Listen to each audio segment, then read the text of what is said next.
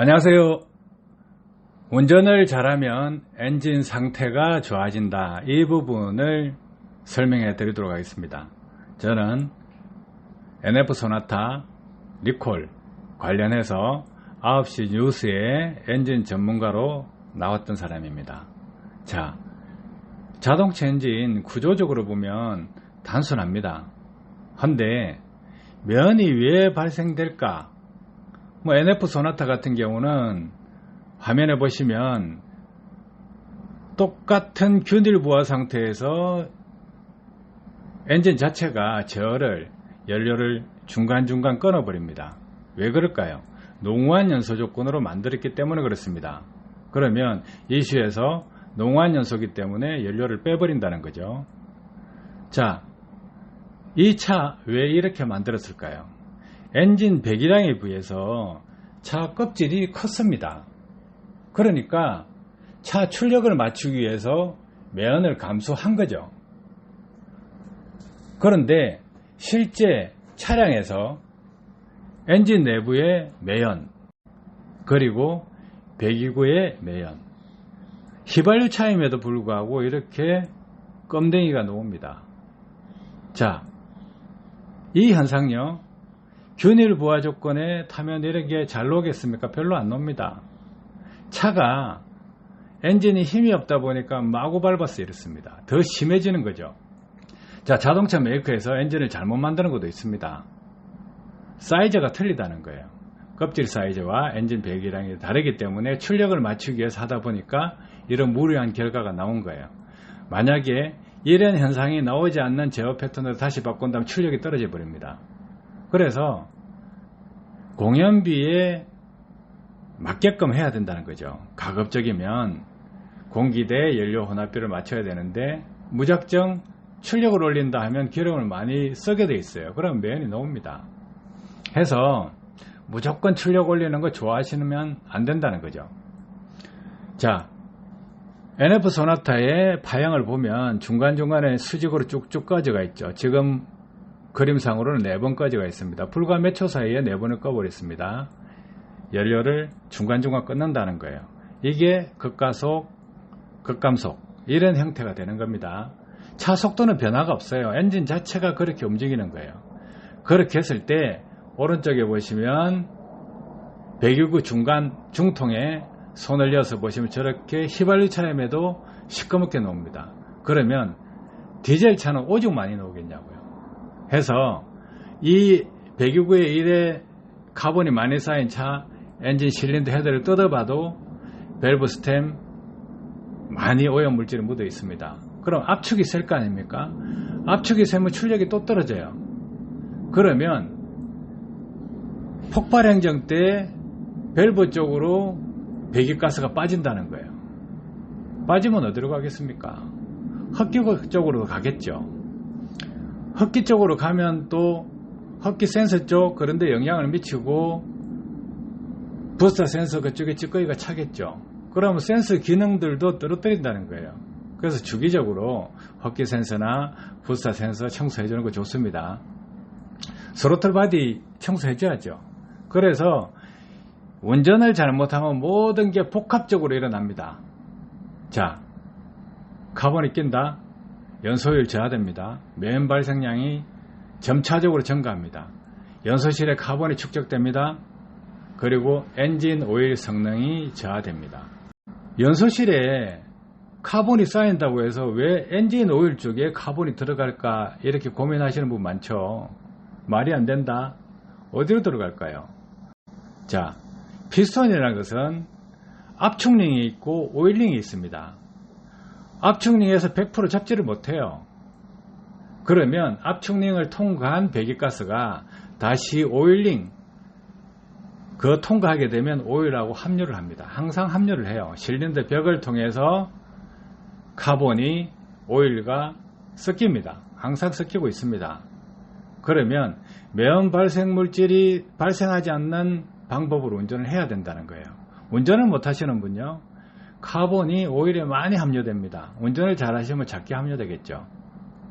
자, 그러면 오일 안에 카본이 많이 섞이면 어떻게 되겠습니까? 이 물질이 많이 쌓이면 결과적으로 오일 수명을 단축하게 되죠. 자, 오일 수명 단축하는데 카본뿐만이 아닙니다. 연소실의 압축이 세면 어떻게 될까요? 출력이 떨어지니까 운전자는 더 밟게 되겠죠. 자기가 원하는 속도로 가야 된다, 힘을 써야 된다 하면서 밟게 되겠죠. 밟으면 연료 분사량이 많아집니다. 많아지면 실린더가 뜨거워져요. 열이 평상시보다 온도가 많이 올라갑니다. 많이 올라가면 어떻게 되느냐, 그 오일도 실린더 라이너 속에 묻어 있고 열로 인해서 오일 점도가 떨어집니다. 그래서 오일 수명이 또 단축되는 거예요. 자, 그러면 복합적으로 모든 게 이어지게 되어 있습니다. 오일 속에 또 카본 찌꺼기가 많이 끼죠. 그럼 또 무슨 문제가 생깁니까? 그 오일이 터보를 윤활시키는 작용을 합니다. 그럼 윤활이 되면 어떻겠어요? 윤활이 되면 좋은 오일 같으면 터보가 고장날 확률이 적지만 오일 품질이 안 좋아진 상태에서는 터보 수명이 단축됩니다. 그럼 터보에도 문제가 생긴다는 거예요. 영향이 많죠. 자, 그러면 브로바이 가스가 더 많이 나오게 되겠죠. 브로바이 가스가 나오면, 자, 인터쿨러로 통과하지 않습니까? 인터쿨러 온도 차이가 있습니다. 온도 차이가 있으니까 인터쿨러 밑에 카본하고 오일 전기하고 합쳐서 밑에 퇴적물로 쌓입니다. 그러면 인터쿨러는 냉각 기능을 가져야 돼요. 근데 냉각 기능이 떨어집니다. 그럼 냉각 기능이 떨어지면 터보에서 공기를 과급시키는데 온도가 떨어져야 실린더 안에 들어가는 공기가, 온도가 1도라도 낮아야 공기량이 더 많이 들어가고 연소효율이 높아집니다. 결과적으로요, 모든 조건이 안 좋은 조건으로만 간다는 거예요. 매연이 발생한다는 것 자체가. 자, 그러면 불완전 연소된 카본 찌꺼기가 어떻게 되겠어요? 많이 바른다 하면 DPF에 많이 쌓이겠죠. 어디 그게 없어질 거 아니잖아요. 그럼 DPF에 쌓이면 우리가 DPF 안에 카본 쌓인 퇴적물을 태워야 되잖아요. 그러면 운전을 잘한다, 연비가 예를 들어서 15% 20% 정도 차이 난다 하면 DPF 태우는 게 하루에 한 번씩 태웠다 하는 걸 이틀에 한 번씩 태웠다 할 정도로 DPF 태우는 주기도 길어집니다. 그러면 DPF 공짜로 태웁니까? 아닙니다. 연료 분사를 해서 태웁니다. 연료 분사를 하는데 운행 중에 하더라도 30분 정도는 태웁니다. 차 세워서 수동으로 태워도 30분 정도 태웁니다. 그 기름 공짜 아닙니다. 자, 일부 엔진은 인젝터에서 후분사 형식으로 연료를 더 분사해서 태우는 방식을 쓰고, 또 일부 엔진들은 인젝터를 따로 구동시켜서 태웁니다. 다른 인젝터가 존재한다는 거죠. 그럼 기름으로 태우는 겁니다. 그러면 DPF를 재생시키기 위해서 태우는 시간, 그 시간도 연료로 태운다는 거예요. 그럼 그 기름도 절반 정도로 아낄 수 있다는 거예요. 운전을 잘하면. 자, 그러면 요소수도 우리가 가속 페달을 많이 밟고 다닌다, 열이 많이 생긴다면 또 배기물질이 나오겠죠. 그러면 요소수 사용량도 증가합니다. 운전 잘하면요, 이런 부분 다 커버됩니다. 또, 자, 면 발생이 많이 됐다 하면 어떻게 되겠어요? 면 발생이 많이 되면 복합적으로 전체 부분에 영향을 미치기 때문에 엔진 고장률을 증가시킵니다. 자, 엔진이 열을 많이 받게 되면 어떤 현상이 생기겠어요? 냉각수 온도가 더 올라갑니다. 그러면 연소율이 또 떨어집니다. 자, 그 냉각수 온도가 높다 그러면 이 냉각수가 어디로 갑니까? 터보 냉각수가 된다는 거예요. 터보요? 20만 rpm 내지 30만 rpm까지 회전을 합니다. 아주 고속 회전을 하죠. 그런데 냉각을 시켜야 되는데 냉각수가 높다, 온도가. 그러면 냉각 효율이 떨어지죠. 운전을 잘하면 굳이 냉각수 온도를 100도씩 올릴 필요가 없잖아요. 그럼 온도가 5도라도 떨어진다는 거예요. 운전을 잘하게 되면. 모든 열은 연료에서 나오는 겁니다. 해서 운전을 잘해야 된다. 연비를 20%만 올리더라도 엔진 오일 수명 2배까지 볼 수가 있습니다. 그런 것이 엔진입니다. 자, 그렇게 차를 나쁘게 만드는 것은 누가 만듭니까? 운전자가 만드는 거예요. 또 차를 좋게 만든다? 그것도 운전자가 만드는 것입니다.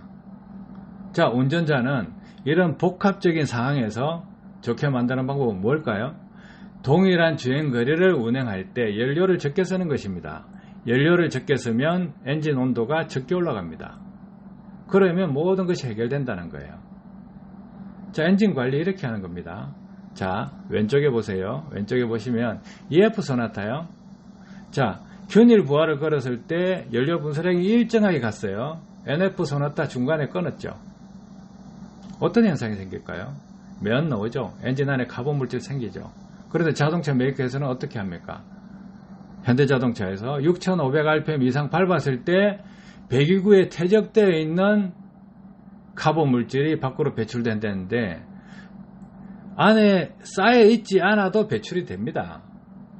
그게 중간에 모여 있던 겁니까? 엔진에서 나온 거잖아요. 엔진에서 나와 있던 것이 퇴적되어 있던 것이고 운전 방법을 바꾸지 않으면 더 많이 쌓입니다. 해서 이런 종합적으로 본다 그러면 자, 운전 잘하면 연소효율을 높일 수가 있다. 매연 발생량을 감소시킬 수가 있다. 연소실에 카본이 축적된 게 빠질 수가 있다. 오일 수명이 연장될 수 있다. 연료 사용량은 감소될 수 있다. 터보 고장 발생률은 줄어들 수 있다. 자, 인터쿨러 퇴적물 줄어들 수 있다. DPF 수명 연장될 수 있다. 요소수 사용 감소할 수 있다. 엔진 고장률 감소할 수 있다. 반대로 되겠죠. 자, 이 기준점을 두고 운전하시는 분이라면 자기가 엔진을 좋게 만들 거냐 나쁘게 만들 거냐 운전자 몫이라는 거예요. 그러면 이래 복잡한 걸 막 이것도 맞춰야 돼 저것도 맞춰야 돼 이래 생각할 필요 없습니다. 딱 연비만 올리면 이 부분들은 다 한꺼번에 해결되는 거예요.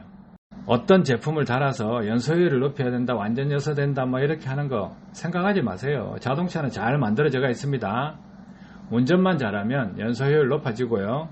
매연 발생량 감소하고 카본 축적 적게 되고 또 있는 것도 빠져나가고 오일 수명도 연장되고 연료 사용량도 줄일 수가 있고 고장 발생률도 줄일 수가 있고 DPF 수명도 연장하고 요소수 사용도 감소시킬 수가 있고 엔진 고장률도 감소됩니다. 쉽게 보시면 이렇게 공학적으로 복잡하게 볼 필요가 없다는 거예요. 운전자 입장에서는 어떻게 하면 운전을 잘할 거냐.